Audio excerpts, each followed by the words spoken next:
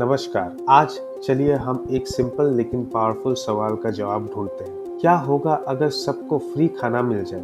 और इस सवाल के पीछे हम समझेंगे एक स्टेट की इकोनॉमी कैसे काम करती है, क्योंकि जब तक हमें ये नहीं पता कि पैसा आता कहाँ से है, तब तक हम ये समझ नहीं पाएंगे कि फ्री का राइस या मस्टर्ड ऑयल देने से इकोनॉमी ऑफ असम में क्या इम्पैक्ट आएगा। चलिए शुरू करते हैं एकदम सिंपल लैंग्वेज में। What is a state economy? जैसे इंडिया का नेशनल इकोनॉमी होता है, वैसे ही हर इंडिया का स्टेट का अपना एक मिनी इकोनॉमी होता है। एक स्टेट के अंदर जितना भी प्रोडक्शन, इनकम, जॉब क्रिएशन और स्पेंडिंग होता है, वो सब मिलाकर स्टेट का एक इकोनॉमी कहलाता है। अगर आप एग्जाम्पल लेते हो तो असम की इकोनॉमी टी, ऑयल, एग्रीकल्चर और टूरिज्म के ऊपर डिपेंड करती है। T alone contributes around 15% of the total workforce of Assam. Oil production जो है, ऑयल प्रोडक्शन का भी 12% of the total output of crude oil Assam से निकलता है। और टूरिज्म वगैरह तो है ही। तो इसका मतलब क्या है? स्टेट इकोनॉमी तभी स्ट्रॉन्ग होगी जब प्रोडक्टिव सेक्टर स्टेट का ग्रो करेगा या फिर डेवलप करेगा।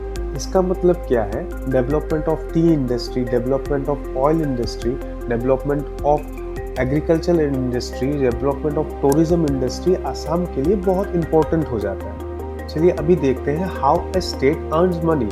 एक स्टेट का 3 मेन सोर्स ऑफ इनकम होता है। स्टेट के अपने टैक्सेस, जीएसटी शेयर, जो गुड्स एंड सर्विस टैक्स जो स्टेट के अंदर से बिकता है, एक्साइज ड्यूटी, लिकर पे टैक्स, स्टैम्प ड्यूटी और रजिस्ट्रेशन फीस जो प्रॉपर्टी पे टैक्स होता है, व्हीकल टैक्स, एंटरटेनमेंट टैक्स। उसके बाद आता है आपका नॉन टैक्स रेवेन्यू, जैसे माइनिंग हो गया, forest product, transportation permit, state own companies का प्रॉफिट, जैसे कि आपका Assam petrochemicals, Assam gas company.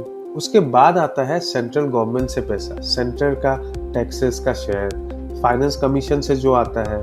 उसके बाद पीएम आवास योजना, मनरेगा, एनएचएम जैसे ग्रांट। अगर स्टेट अपने रेवेन्यू सोर्सेस को डाइवर्सिफाई नहीं करेगी, वो हमेशा ही सेंटर के फंड के ऊपर डिपेंडेंट रहेगा। अब देखते हैं how a state spends money. पैसा आ गया, अब खर्चा कहाँ होता है? Road, bridges, schools, hospital, government salaries, pension, welfare schemes जैसे फ्री राइस, स्कॉलरशिप। उसके बाद आता है आपका लोन एंड डेब्ट रिपेमेंट। जब रिकरिंग खर्चा ज़्यादा हो जाता है तो डेवलपमेंट प्रोजेक्ट्स के लिए पैसा बचता ही नहीं है और जो ग्रोथ है वो स्लो हो जाता है। रिकरिंग खर्चा मतलब सैलरीज या फिर कोई भी खर्चा जो बार बार एवरी मंथ आते रहता है। अब आ जाते हैं हम हमारे मेन टॉपिक पे, जो है असम में अगर हम लोग राइस और मस्टर्ड ऑयल फ्री में देने लगे सबको, तो क्या इम्पैक्ट आएगा हमारे इकोनॉमी में? पहली बात तो यह है, गरीब फैमिलीज के लिए रिलीफ जरूर है, लेकिन इसका पैसा जो है वो टैक्स पेयर के पॉकेट से आता है। असम में NFSA national food security act के अंदर 2.54 करोड़ लोग फ्री या फिर सब्सिडरी रेशन लेते हैं। अब अगर मस्टर्ड ऑयल भी ऐड हो गया तो सब्सिडरी बर्डन जो है वो बढ़ जाएगा। फ्री स्कीम से डेवलपमेंट प्रोजेक्ट्स के लिए पैसा कम पड़ जाएगा, स्टेट का डेब्ट बढ़ जाएगा, डिपेंडेंसी कल्चर ग्रो करने लगेगा। इसका मतलब शॉर्ट टर्म रिलीफ के लिए स्कीम अच्छी लगती है कि फ्री दे दे राइस, मस्टर्ड, सब कुछ, लेकिन लॉन्ग टर्म में ये आसाम के लिए फाइनेंशियल हेल्थ को बहुत वीकन कर देगा। जैसे इंडिया का जीडीपी होता है, वैसे हर एक स्टेट का जीएसडीपी होता है, जो बताता है कि एक साल में स्टेट ने कितना पैसा जनरेट किया है। अगर गवर्नमेंट प्रोडक्टिव इन्वेस्टमेंट करे, जैसे एग्रीकल्चरल मॉडर्नाइजेशन, मैन्युफैक्चरिंग और सर्विसेज, तो जीएसडीपी जो है असम का वो बढ़ने लगेगा।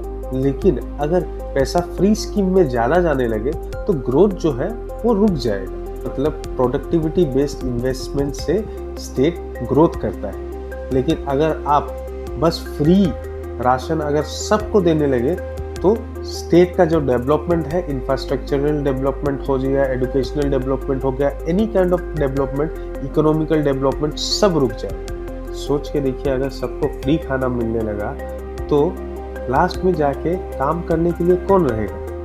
कोई भी मोटिवेशन ही नहीं रहेगा काम करने के लिए, क्योंकि गवर्नमेंट तो दे रही है उनको खाना फ्री में। शॉर्ट टर्म के लिए ठीक है कि इमीडिएट रिलीफ दे सकता है, लॉन्ग टर्म में फाइनेंशियली एक स्टेट को वीक कर देगा। इसका मतलब फ्री स्कीम तब तक सस्टेनेबल नहीं होती जब तक उनके साथ प्रोडक्टिव एम्प्लॉयमेंट ना हो। इनफैक्ट इसका साइकोलॉजिकल इम्पैक्ट भी होगा लोगों पे।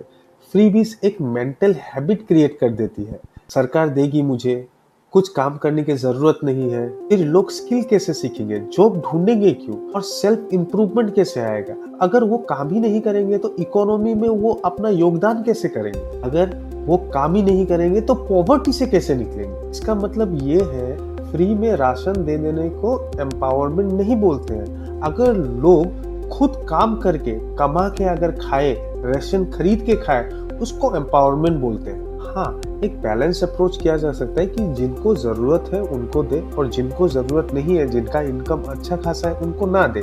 लेकिन इसमें भी थोड़ा बहुत गैप रह जाता है। एक्चुअल में रियल डेवलपमेंट क्या होता है? Job creation, industrial investment, skills and education improvement, modern agriculture, targeted welfare, not blanket freebies, इसको बोलते हैं रियल डेवलपमेंट। इसका मतलब ये है, एम्पावरमेंट बेस्ड मॉडल हमेशा सस्टेनेबल होता है क्योंकि वो इनकम क्रिएट करता है, एक्सपेंसेस नहीं। अगर आप देखते हैं, फ्री राइस और मस्टर्ड देना शॉर्ट टर्म में अच्छा लगता है, लेकिन लॉन्ग टर्म में ये स्टेट का इकोनॉमी को हार्म करेगा। Free food will fill the stomachs today but empties the treasures tomorrow। असली प्रोग्रेस तब होती है जब सरकार लोगों को अर्न करने का मौका देती है, क्योंकि एम्पावरमेंट ही इकोनॉमी को मजबूत बनाती है, ना कि डिपेंडेंसी।